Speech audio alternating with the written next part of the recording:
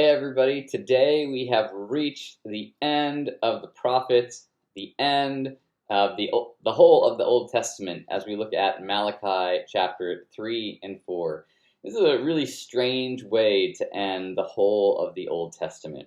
Malachi 3 and 4 picks up on the same message of chapters 1 and 2, which is that God's people, the Israelites, have returned to the land. They have been in exile in Babylon, but now they have returned. They've been living there in relative peace for several decades now, and they have resumed worship and following the ways of God to a degree.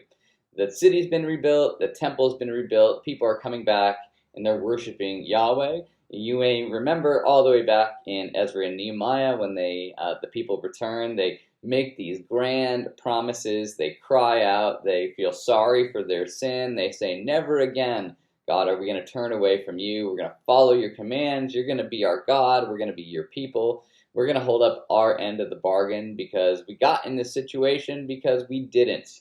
And so never again is this going to happen." But not too long after they make these grand promises, they kind of return back to this really nominal, really thoughtless kind of faith, where they're going through the motions of worshiping God. They're going to the temple, they're bringing offerings, they're kind of following the rules, but their heart is not really in it. And so Malachi chapters 3 and 4 ends with God kind of, again, bringing some warnings and some encouragements. So the first thing he says is that he is going to essentially come and put the people on trial. He's going to send a messenger, this person who represents God, who has God's very power in him, and he's going to be the one that judges all people. And what is he going to find? In verse 5 of chapter 3, he says he's going to put his people on trial, and those who have been found not following God's rules they're not going to last. And the kind of list starts out with things that we would say like, yeah, and probably the people would say, yeah, get rid of those people, they're not very good. Sorcerers, adulterers, perjurers, those who defraud laborers from their wages, and we're like, yeah, those people who lie, cheat, steal, who seek out alternative, forms of spirituality. They're contacting, demonic forces or whatever. Those who cheat on their wives, yeah, get rid of those people. But then he goes on to say, but also those who oppress widows and the fatherless, those who deprive foreigners of justice, and do not fear me.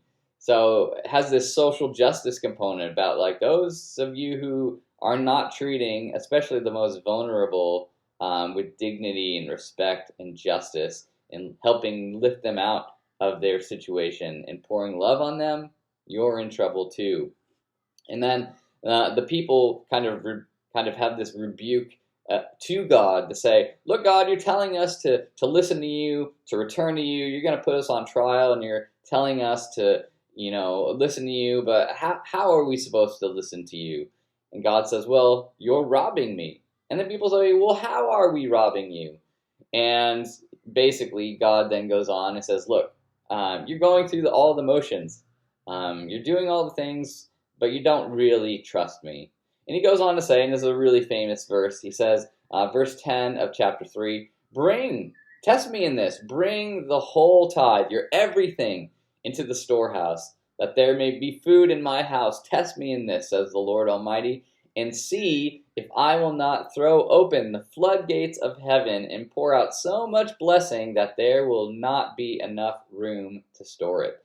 And then he goes on to describe this really amazing promise about how God can increase the crops that grow on the trees, and all nations are going to call you blessed, and it's going to be a land of joy and delight. What God is saying is like, yeah, you're going through the motions, but do you really trust me? Do you really think that I'm going to come through for you?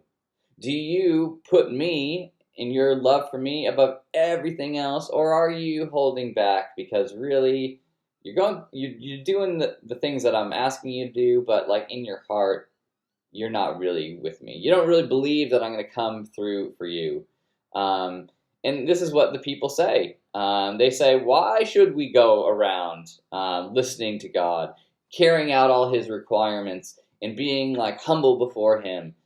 Because look at all these other people, these people who are arrogant, these people who are wrongdoers, they're doing evil deeds, they're prospering, their life is great. Why should we go around, making our life more difficult to listen to God?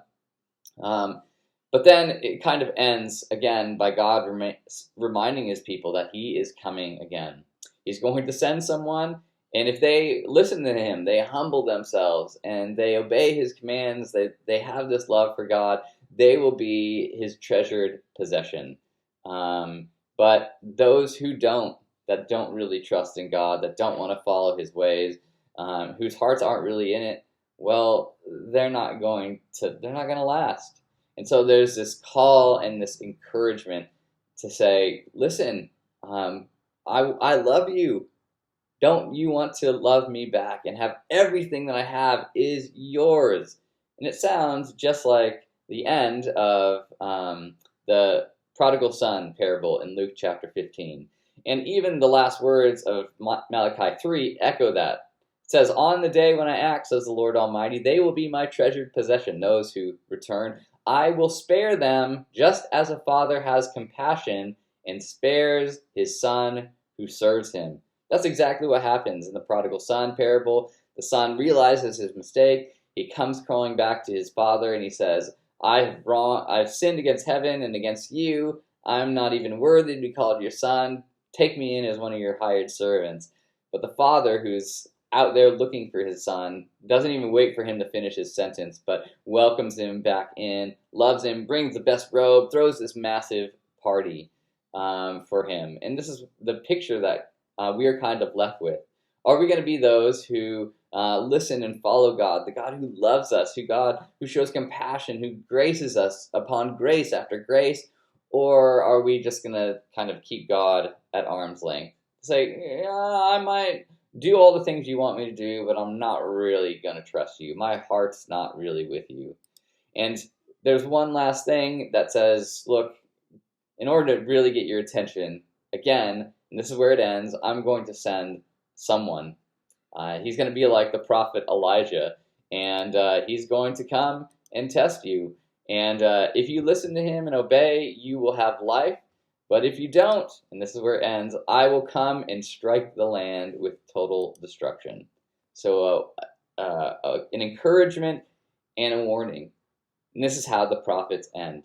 We'll talk more about the very end of the prophets and how they point to Jesus next week. But this is, again, how the whole of Malachi, the prophets, and the Old Testament ends with, again, this encouragement to turn to God and trust in him and his goodness, and all will go well. Or if you don't, well, what is there apart from God? It's not good. And so which one will you listen to? We'll see you next week. Bye.